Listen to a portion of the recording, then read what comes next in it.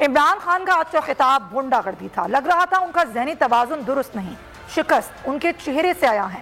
ترجمان مسلم لیگ نون مریم اورنگزیب برس پڑی، اسلام آباد میں نیوز کانفرنس میں کہا عمران خان بتائیں طاہر اقبال، محمد نعمان افضل، محمد ارشد اور محمد رفیق کون ہیں؟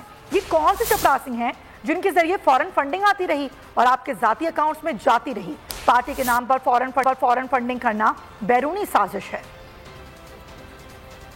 انہوں نے شکست تو تسلیم کر ہی لی ہے، لیکن اس کے نتیجے میں جو ان کی ذہنی حالت ہے، آج کا خطاب لگ رہا تھا کہ کوئی غنڈہ گردی، جس قسم کی دھمکیاں، جس قسم کی بات وہ کر رہے تھے، اس سے صاف ظاہر ہے کہ ان کا ذہنی توازن جو ہے وہ ٹھیک نہیں ہے۔ عدم اعتماد کی کامیابی کی خوشخبری پاکستان کی عوام کو مل گئی ہوگی۔ پاکستان کی عوام کو یہ خوشخبری مل گئی ہے کہ جلد سے جلد جو نالائق، چور، کرپٹ ٹولہ عمران صاحب کی شکل میں ملک پہ 3.5 سال پہلے مسلط کیا گیا تھا، وہ جا چکا ہے۔ وہ دوسروں کی سیاسی موت کی بات کر رہے تھے اور آج کے بیان سے اور آج کے خطاب سے ظاہر ہے کہ ان کی سیاسی موت ہو چکی۔ طاہر اقبال صاحب کون ہے؟ محمد نعمان افضل صاحب عمران خان صاحب کون ہے؟ اور محمد ارشد اور محمد رفیق یہ کون سے چپڑاسی ہیں جن کے ذریعے فورن فنڈنگ آتی رہی، ان کے ذاتی اکاؤنٹس میں منی لانڈرنگ ہوتی رہی، جو الیکشن کمیشن میں ڈکلیئر آپ نے نہیں کی؟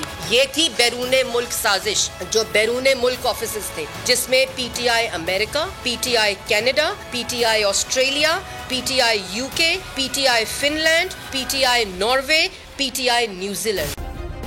سبسکرائب کریں اور بیل دبائیں تاکہ کوئی خبر رہ نہ جائے۔